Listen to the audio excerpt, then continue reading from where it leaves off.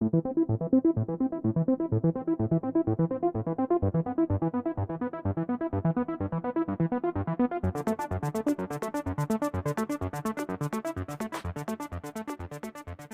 को आगे शुरू करने से पहले जियो पॉलिटिक्स की इंटरेस्टिंग अपडेट्स के लिए चैनल को अभी सब्सक्राइब करें।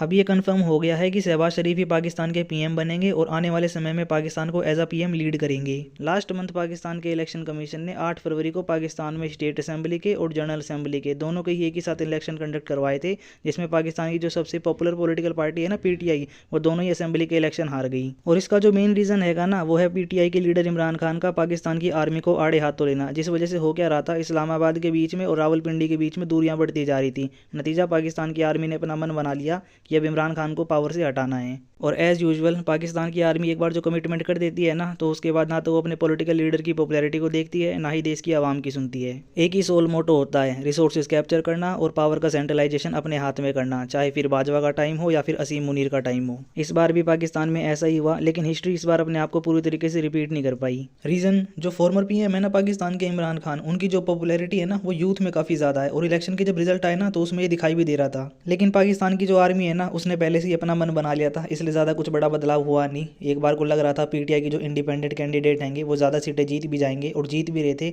लेकिन सुबह होते होते सब कुछ बदल गया।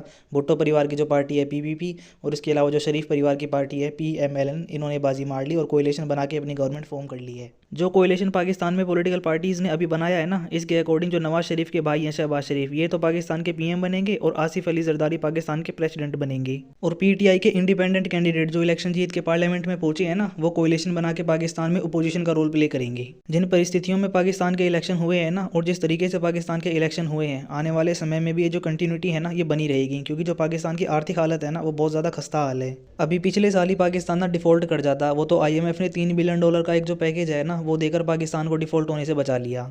और इससे पहले भी आपने कई बार सुना होगा, कभी यूएई सामने आ जाता है, कभी सऊदी अरेबिया सामने आ जाता है, या फिर मिडिल ईस्ट की कोई दूसरी कंट्री मदद के लिए आगे आ जाती है, नहीं तो चाइना आगे आ जाता है। लेकिन अब जो टाइम है ना और साथ ही में जियो पॉलिटिक्स की इक्वेशन दोनों ही चेंज हो चुकी हैं। मिडिल ईस्ट के जो ये देश हैं ये देख रहे हैं कि पाकिस्तान के कंपैरिजन में इंडिया के साथ अपने रिलेशन अच्छे रखना ज़्यादा अच्छा रहेगा, क्योंकि एक स्टेबल मार्केट है, स्टेबल गवर्नमेंट है, ग्रोइंग इकोनॉमी है। दूसरी तरफ जो पाकिस्तान है ना वो देख रहा है कि उसे चाइना से भी ज़्यादा लोन नहीं मिल पा रहा, और चाइना के इस बिहेवियर के जो रीज़न है ना वो भी लेजिटिमेट हैंगे। बीआरआई की अब जो असेसमेंट चाइना कर रहा है ना उसके अकॉर्डिंग ज़्यादा कुछ मिला नहीं है जितना चाइना ने पंप इन किया था। सिर्फ चाइना पाकिस्तान इकोनॉमिक कॉरिडोर की बात नहीं कर रहा मैं, इसके ओवरऑल बियॉन्ड अगर आप जाके देखोगे ना तो भी बीआरआई अब एक फेलियर ही नजर आता है। इसलिए एक बार को चाइना भी अब सोच रहा है कि पाकिस्तान को वैसा बड़ा अमाउंट हम लोन के रूप में नहीं देंगे जैसा हम पहले दिया करते थे। और ये पाकिस्तान के लिए ना बहुत ही डिप्रेसिंग न्यूज़ है। रीज़न, अभी तक पाकिस्तान सर्वाइव कैसे कर रहा था ना इसका क्रक्स समझ लो। अभी तक पाकिस्तान क्या करता था, मिडिल ईस्ट के देशों से लोन ले लिया और उसके बाद चाइना से लोन ले लिया। अब जिसको भी पहले पे करना होता था ना उसको दूसरे वाले लोन से पहले वाले को पे कर देते थे। लेकिन कभी जब दोनों को एक साथ पे करने की बारी आती थी तो वर्ल्ड बैंक है, इसके अलावा आईएमएफ है या फिर अमेरिका है, वहाँ से लोन ले लेते थे। लेकिन जब से अमेरिका तालिबान के साथ नेगोशिएशन करके अफगानिस्तान से निकला है ना, तब से अमेरिका के लिए जो पाकिस्तान की इंपॉर्टेंस है इस रीजन में वो घट गई है। ट्रंप के टेन्योर में हमने देखा भी था, पाकिस्तान को जो एड मिलती थी ना यूएसए से, ट्रंप ने वो बंद भी कर दी थी यही कहकर। एक बार को जब अभी लॉकडाउन के समय पाकिस्तान में टिड्डों ने हमला कर दिया था तब थोड़ी बहुत एड मिली थी। इसके अलावा जब पाकिस्तान में फ्लड्स आई थी तब कुछ एड मिली थी, लेकिन इसके ओवरऑल अगर आप बियॉन्ड जाके देखोगे ना तो पाकिस्तान को कोई बड़ी एड नहीं मिलती। और दूसरी तरफ आईएमएफ और वर्ल्ड बैंक जब भी किसी कंट्री को लोन प्रोवाइड करते हैं, फिर चाहे वो पाकिस्तान हो या फिर कोई दूसरा देश हो, तो जो उसके रूल्स और रेगुलेशन होते हैं ना वो बहुत ज़्यादा स्ट्रिक्ट होते हैं। फॉर एग्जाम्पल, जो इलेक्शन में आपने प्रोमिस किए हैं जिसके बेस पे आप सब्सिडी भी देते हो जिसकी कोई रेलेवेंस है नहीं, ये सब्सिडी आपको खत्म करनी होगी। इसके बियॉन्ड जाकर आपको टैक्सेस लगाने होंगे, प्राइवेटाइजेशन करना होगा। और ये जो सारे ही काम है ना ये पाकिस्तान के लिए बहुत मुश्किल होने वाले हैं। प्राइवेटाइजेशन को ही ले लो, एक बार प्राइवेटाइजेशन पाकिस्तान में हो जाता है ना तो उसमें रैम्पेंट करप्शन हमें देखने को मिलता है। हमने पनामा पेपर में भी देखा था कि इस तरीके से पाकिस्तान के जो बड़े आर्मी ऑफिसर्स हैं इन्होंने देश के बाहर करोड़ों की संपत्ति बना रखी है। दूसरी तरफ आप सब्सिडी को ले लो, पाकिस्तान में एक साइजेबल पॉपुलेशन है कि जो सब्सिडी के दम पर ही सर्वाइव कर पा रही है आज, क्योंकि पाकिस्तान में जो इन्फ्लेशन है वो इस समय बहुत ज़्यादा है। और लास्ट में जब बात आती है टैक्स लगाने की और टैक्स बढ़ाने की, तो पाकिस्तान के लिए ये भी पॉसिबल नहीं है। रीज़न, पाकिस्तान का ओपोजिशन तो इसे अपोज कर ही रहा है, लेकिन जो पाकिस्तान की आवाम है ना वो भी इसको सिरे से नकारती है। रीज़न, पहले से ही बहुत ज़्यादा टैक्स देती है और जो टैक्स कलेक्शन होता है ना इसका उनको मिलता कुछ नहीं है। लेकिन ये जो प्रॉब्लम्स है ना ये किस देश के सामने नहीं है, हर कंट्री से फेस करता है, चाहे वो डेवलपिंग इकोनॉमी हो या फिर डेवलप हो चुकी इकोनॉमी हो। भारत को ही ले लो, भारत आज अपने डिफेंस की जो प्रायोरिटीज़ हैं इनको कई बार पीछे छोड़ देता है ताकि सब्सिडी देकर लोगों को बचाया जा सके। कई बार हम सब्सिडी काट देते हैं ताकि डिफेंस की जो प्रायोरिटीज़ हैं उनको पूरा किया जा सके। भारत ने भी आईएमएफ से और वर्ल्ड बैंक से लोन लिया है, ऐसे समय में लिया था जब हमारी जीडीपी ग्रो भी नहीं कर रही थी ठीक तरीके से जिस तरीके की हम सोच सोच रहे थे। हमारी इकोनॉमी एक तरीके से स्टैग्नेट कर गई थी और हमें ज़रूरत भी थी, हमने कठोर शर्तों पे लोन तक ले लिया था।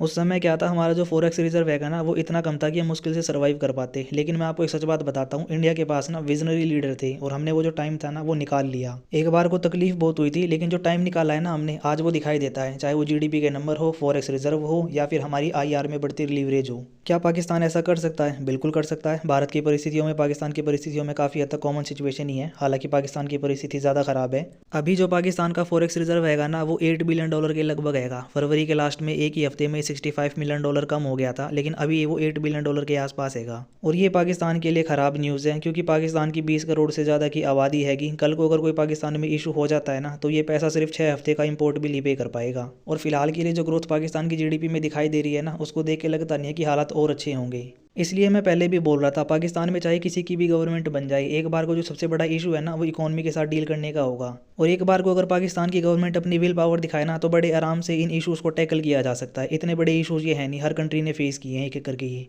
वो तो ओवर द ईयर्स क्या है ना, पाकिस्तान ने अपनी हैबिट कुछ ऐसी बना लिया ना कि वो यूज टू हो चुका है इनका, एक तरीके से आदी हो चुका है इन सिचुएशंस का। इस सबसे बचने के लिए पाकिस्तान कर क्या सकता है? देखिए, मैं आपको सबसे बेस्ट केस का सिनेरियो बता रहा हूँ। पाकिस्तान के लिए सबसे अच्छा आएगा, भारत के साथ अपना जो ट्रेड है वो शुरू कर दी। और इसका कितना फ़ायदा होगा ना, ये पाकिस्तान के ट्रेडर्स अच्छे से जानते हैं। इसीलिए कई बार पाकिस्तान में ये मांग उठती है सरकार के सामने कि आप भारत के साथ जो ट्रेड है ना वो रिज्यूम कर दो। ये ट्रेडर्स भी कई बार अपनी सरकार से पूछते हैं, हमने ये क्या रवैया अपना रखा है बचकाना सा। हम थर्ड कंट्रीज से जो कि मिडिल ईस्ट की है उनके थ्रू भारत का ही सामान कई बार इंपोर्ट करते हैं, चाहे वो कोविड की वैक्सीन हो या फिर कुछ और। ये हमें कितना हर्ट करता है, क्योंकि इकोनॉमी का ना बेसिक प्रिंसिपल हैगा, आप अपनी कमोडिटी को लेकर जितना ट्रैवल करोगे ना उसका प्राइस अपने आप बढ़ेगा। रीज़न, फ्यूल की कॉस्ट बढ़ जाती है। इसके अलावा इंश्योरेंस कवर का जो पैकेज हैगा वो भी अपने आप बढ़ जाता है। इसलिए मैं बोल रहा हूँ पाकिस्तान के लिए बहुत अच्छा होगा अगर इंडिया के साथ जो अपना ट्रेड है ना पाकिस्तान रीस्टार्ट कर लेता है। क्योंकि पाकिस्तान ऐसा कुछ खास एक्सपोर्ट करता नहीं है चाइना को या फिर रशिया को।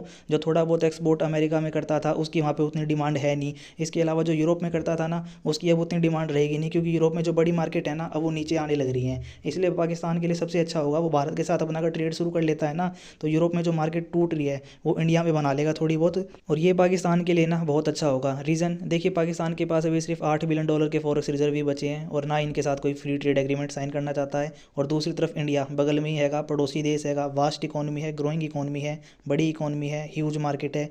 यूरोपियंस, अमेरिकन सब चाहते हैं इंडिया का एक्सेस उन्हें मिल जाए। लेकिन दूसरी तरफ हमारा पड़ोसी देश पाकिस्तान हैगा, जिसने ठान रखी है कि भारत जब तक आर्टिकल 370 को कश्मीर में वापस लेके नहीं आता हम भारत के साथ ट्रेड नहीं करेंगे। उल्टा ये इन्हें हर्ट कर रहा है, ये भी इन्हें समझना चाहिए। और ये जो पाकिस्तान का रवैया हैगा ना ये बहुत बचकाना है। एक बार को आप यूरोपियन यूनियन को देख लो, यूके, इसके अलावा जर्मनी और फ्रांस। एक बार को तो यूके ईयू का पार्ट नहीं है, लेकिन ये जो बड़े बड़े देश हैंगे ये अब रिसेशन में जाने लग रहे हैं। इनकी जो जीडीपी है वो नेगेटिव ग्रोथ दिखा रही है। जापान का भी सेम हाल हैगा। अमेरिका ने अपने आप को कैसे ना कैसे करके बचा लिया, लेकिन ये जो सब देश है ना ये रीजनल लेवल पर अब कोलैब कर रहे हैं। अमेरिका मैक्सिको को लेके कनाडा के साथ कोलैब कर रहा है, जापान भी ऑस्ट्रेलिया के साथ, इसके अलावा ताइवान के साथ और साउथ कोरिया के साथ कोलैब कर रहा है। और ईयू भी नए सिरे से कोशिश कर रहा है यूक्रेन को साथ में लेके।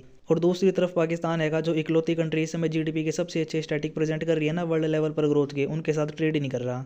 ऐसा नहीं है कि पूरा पाकिस्तान ही ऐसा है, एक साइजेबल पॉपुलेशन में जो पाकिस्तान की आवाम है, इसके अलावा जो गवर्नमेंट ऑफिशियल्स हैं वो चाहते हैं कि भारत के साथ जो ट्रेड है वो दोबारा से शुरू हो जाए। लेकिन आर्मी जो अपनी रेलेवेंस है ना वो बनाए रखने देने के लिए नहीं चाहते कि भारत के साथ जो रिलेशन है ना वो नॉर्मलाइज हो जाए। इसलिए जो पाकिस्तान है ना वो सफ़र कर रहा है। और ये जो पाकिस्तान सफ़र कर रहा है ना ये आने वाले समय में और भी दर्दनाक सफ़र होने वाला है। रीज़न, पाकिस्तान ने IMF से जो बेल आउट का पैकेज लिया था ना ये खत्म होने वाला है। और पाकिस्तान में जो अपोजिशन है ना वो साफ कर चुका है इंटरनेशनल लेवल पर। वो लेटर लिख रहे हैं IMF को, वर्ल्ड बैंक को और क्रेडिट एजेंसीज को कि आप पाकिस्तान को कोई भी लोन तब तक मत दे देना जब तक आप ये जांच नहीं कर लेते कि पाकिस्तान के इलेक्शन में धांधली हुई है।